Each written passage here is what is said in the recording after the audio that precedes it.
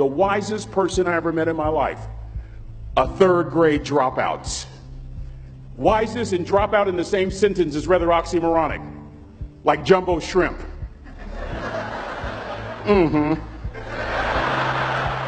Like fun run, ain't nothing fun about it. Like Microsoft Works, y'all don't hear me. I used to say like country music, but I've lived in Texas so long, I love country music now. I hunt, I fish, I have cowboy boots and cowboy, y'all, I'm a black neck redneck. Do you hear what I'm saying to you? No longer oxymoronic for me to say country music. And it's not oxymoronic for me to say third grade and dropout. That third grade dropout, the wisest person I ever met in my life, who taught me to combine knowledge and wisdom to make an impact, was my father. A simple cook. Wisest man I ever met in my life. Just a simple cook. Left school in the third grade to help out on the family farm, but just because he left school doesn't mean his education stopped. Mark Twain once said, "I've never allowed my schooling to get in the way of my education." My father taught himself how to read, taught himself how to write, decided in the midst of Jim Crowism, as America was breathing the last gasp of the Civil War, my father decided he was going to stand and be a man. Not a black man, not a brown man, not a white man, but a man. He literally challenged himself to be the best that he could all the days of his life. I have 4 degrees. My brother is a judge. We're not the smartest ones in our family. It's a third grade dropout daddy. A third grade dropout daddy who was quoting Michelangelo, saying to us, "Boys, I won't have a problem if you aim high and miss, but I'm going to have a real issue if you aim low and hit." A country mother quoting Henry Ford, saying, "If you think you can or if you think you can't, you're right." I learned that from a third grade drop. Simple lessons. Lessons like these. Son, you'd rather be an hour early than a minute late. We never knew what time it was at my house because the clocks were always ahead. My mother said for nearly 30 years my father left the house at 3:45 in the morning. One day she asked him, "Why, Daddy?" He said, "Maybe one of my boys will catch me in the act of excellence. I want to share 2 things with you." Aristotle said, "You are what you repeatedly do." Therefore, excellence ought to be a habit, not an act. Don't ever forget that. I know you're tough, but always remember to be kind. Always. Don't ever forget that. Never embarrass mama. Yeah. If mama ain't happy, ain't nobody happy. If daddy ain't happy, don't nobody care. But I'm trying to tell you. Next lesson. Lesson from a cook over there in the galley. Son, make sure your servant's towel is bigger than your ego. Ego is the anesthesia that deadens the pain of stupidity. Y'all might have a relative in mind you want to send that to. Let me say it again. Ego is the anesthesia that deadens the pain of stupidity. Pride is the burden of a foolish person. John Wooden coached basketball at UCLA for a living, but his calling was to impact people. And with all those national championships, guess what he was found doing in the middle of the week? Going into the cupboard, grabbing a broom, and sweeping his own gym floor. You want to make an impact? Find your broom. Every day of your life, you find your broom. You grow your influence that way. That way you're attracting people so that you can impact them. Final lesson. Son, if you're going to do a job, do it right. I've always been told how average I can be. Always been criticized about being average. But I want to tell you something.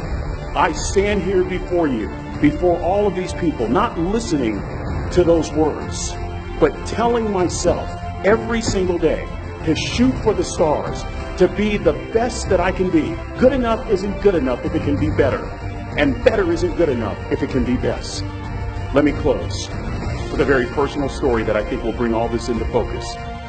Wisdom will come to you in the unlikeliest of sources, a lot of times through failure. When you hit rock bottom, remember this. While you're struggling, rock bottom can also be a great foundation on which to build and on which to grow. I'm not worried that you'll be successful. I'm worried that you won't fail from time to time. The person that gets up off the canvas and keeps growing, that's the person that will continue to grow their influence. Back in the 70s, to help me make this point, let me introduce you to someone. I met the finest woman I'd ever met in my life. Back in my day, we'd have called her a brick house. This woman was the finest woman I'd ever seen in my life. There's just one little problem. Back then, ladies didn't like big old linemen. The Blind Side hadn't come out yet. They like quarterbacks and running backs. We're at this dance, and I find out her name is Trina Williams from Lompoc, California. And we're all dancing, and we're just excited.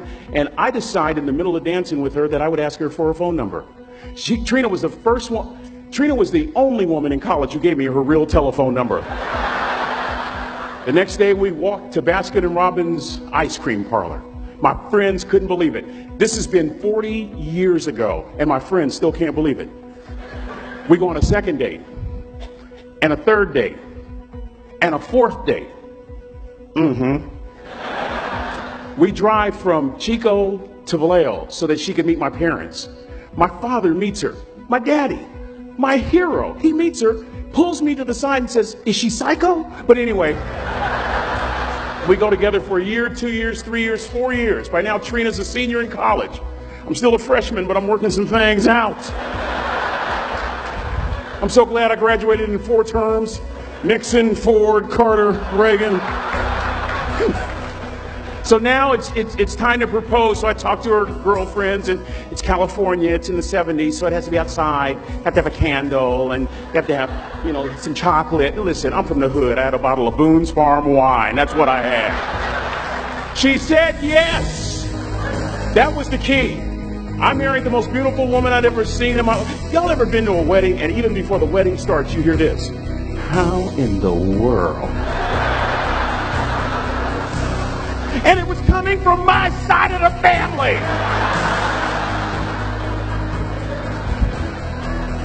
We get married, we have a few children, our lives are great.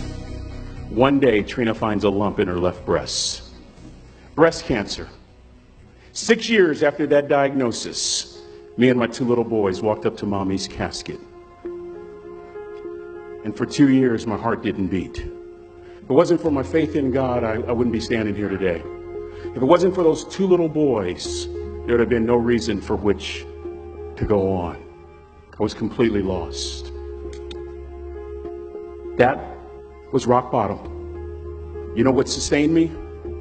The wisdom of a 3rd grade dropout. The wisdom of a simple cook. We're at the casket. I'd never seen my dad cry. But this time I saw my dad cry. That was his daughter. Trina was his daughter, not his daughter-in-law. And I'm right behind my father, about to see her for the last time on this earth. And my father shared 3 words with me that changed my life right there at the casket. It would be the last lesson he would ever teach me. He said, "Son, just stand. You keep standing. You keep standing. No matter how rough the sea, you keep standing." And I'm not talking about just water. You keep standing. No matter what, you don't give up. And as clearly as I'm talking to you today, these were some of her last words to me. She looked me in the eye and she said, "It doesn't matter to me any longer how long I live. What matters to me most is how I live." I ask y'all one question, a question that I was asked all my life by a 3rd grade dropout. How you living? How you living? Every day ask yourself that question, how you living? Here's what a cook would suggest you to live this way. That you would not judge, that you would show up early, that you'd be kind, that you'd make sure that that servant's towel is huge and used, that if you're going to do something, you do it the right way. That cook would tell you this, that it's never wrong to do the right thing, that how you do anything is how you do everything. And in that way, you will grow your influence to make an impact. In that way, you will honor all those who have gone before you, who have invested in you. Look in those unlikeliest places for wisdom. Enhance your life every day by seeking that wisdom and asking yourself every night, how am I living? May God richly bless y'all. Thank you for having me.